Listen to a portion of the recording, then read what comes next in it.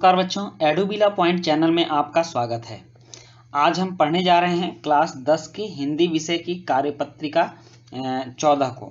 यह कार्यपत्रक के दिए गए पद्यांश को ध्यानपूर्वक पढ़कर इससे पूछे गए प्रश्नों के उत्तर करने के लिए कह रहा है।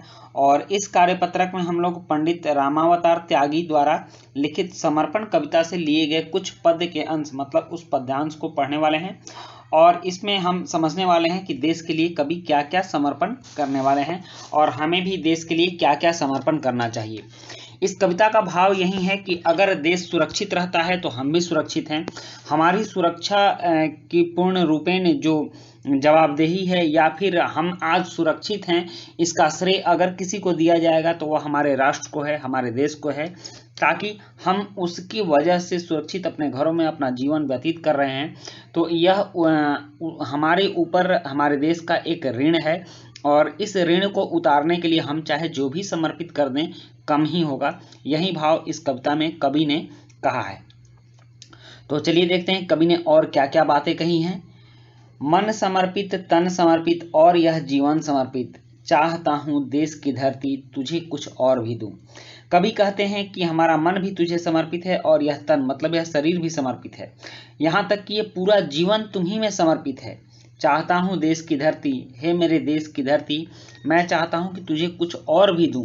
लेकिन इससे बड़ा क्या हो सकता है कि मैं अपना मन, तन, यहाँ तक कि अपना प्राण भी तुमको समर्पित कर रहा हूँ। इससे ज़्यादा व्यक्ति के पास कुछ होता नहीं है और वह सब कुछ कवि इसमें समर्पण की बात कह रहे हैं।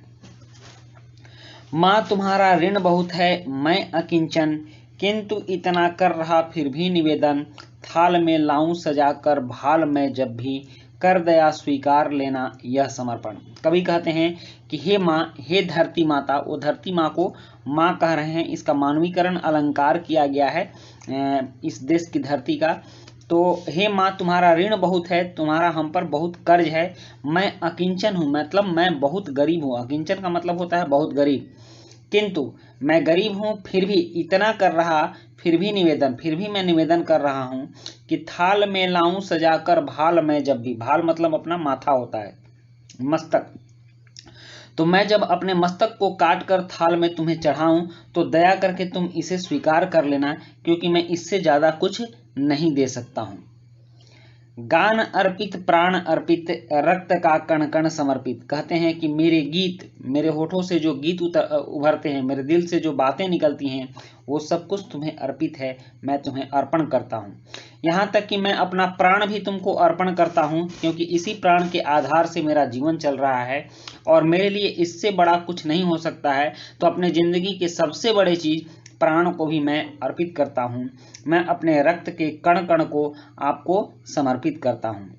चाहता हूँ देश की धरती तुझे कुछ और भी दूं।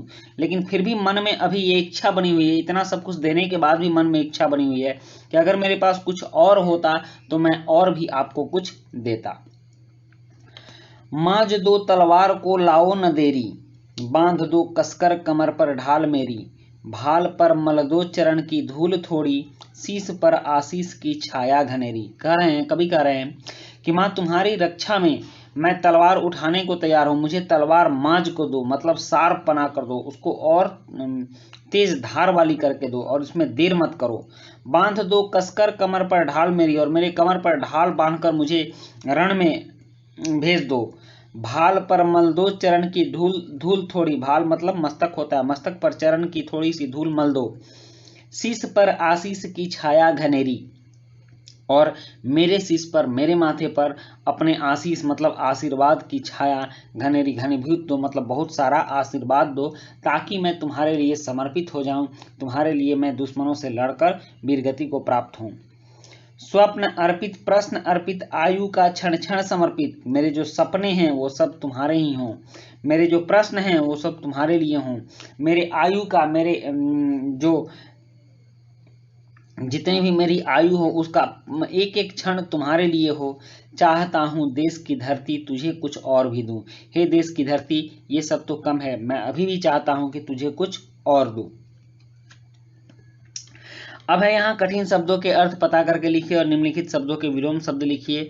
और उसके बाद यहाँ 5 प्रश्न दिए गए हैं और फिर है कि सब कुछ समर्पण के बाद कवि मातृभूमि को कुछ और देना चाहता है, इसकी कल्पना करके एक अनुच्छेद लिखिए। तो चलिए बच्चों, अब इस प्रश्न का उत्तर करते हैं। प्रश्न 1 है कि प्रस्तुत काव्यांश में कवि ने स्वदेश को क्या क्या समर्पित कर चुका है, इसके उपरांत भी वह क्या चाहता है। तो इसका उत्तर है कि प्रस्तुत काव्यांश में कवि अपने मातृभूमि के लिए तन मन प्राण सब कुछ समर्पित कर चुका है।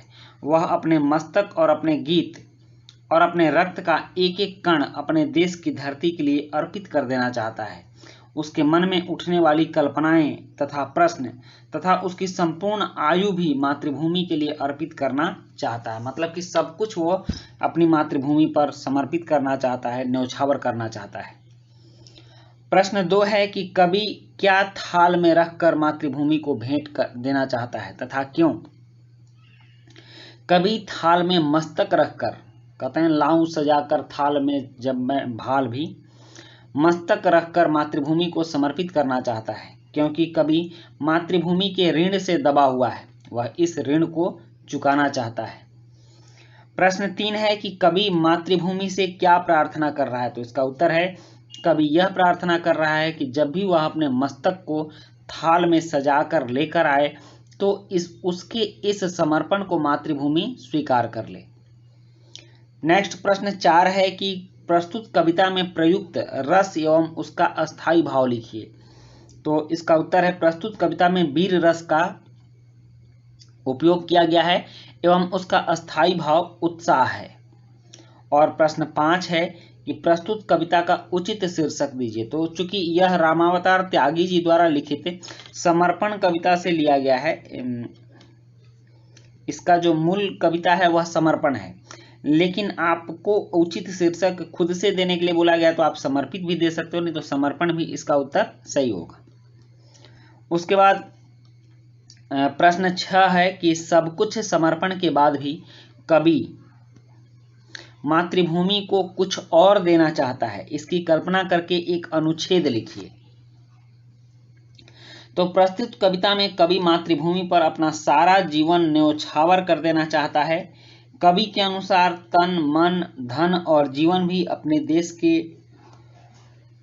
ऊपर न्यौछावर कर देना चाहिए। हमें मातृभूमि के प्रति सच्चे मन से श्रद्धा और भक्ति रखनी चाहिए। मातृभूमि ने हमें जन्म दिया है, यह हमारे लिए पोषण देती है जिस पर हम पूरी जिंदगी बिताते हैं।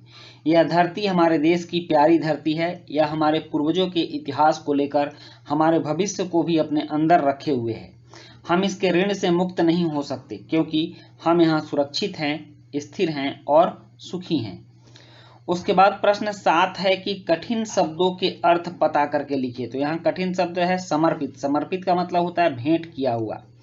अकिंचन मतलब बहुत गरीब। ऋण का मतलब कर्ज होता है और आशीष का मतलब आशीर्वाद होता है। शीश मीन्स सिर होता है और घनेरी मीन्स बहुत अधिक घना।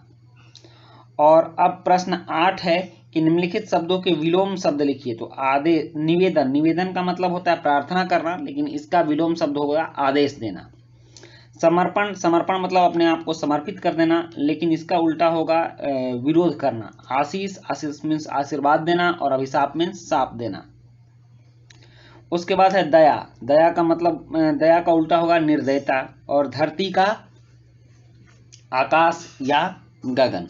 तो बच्चों, ये थी आपकी आज की हिंदी की वर्कशीट, जो काफ़ी प्रेरणाप्रद और देशभक्ति के उत्साह से ओतप्रोत थी। और इसी के साथ ये वीडियो कंप्लीट होती है। ये वीडियो अच्छी लगी हो तो लाइक सब्सक्राइब कमेंट जरूर कीजिएगा। मिलते हैं नेक्स्ट वीडियो में। Thank you.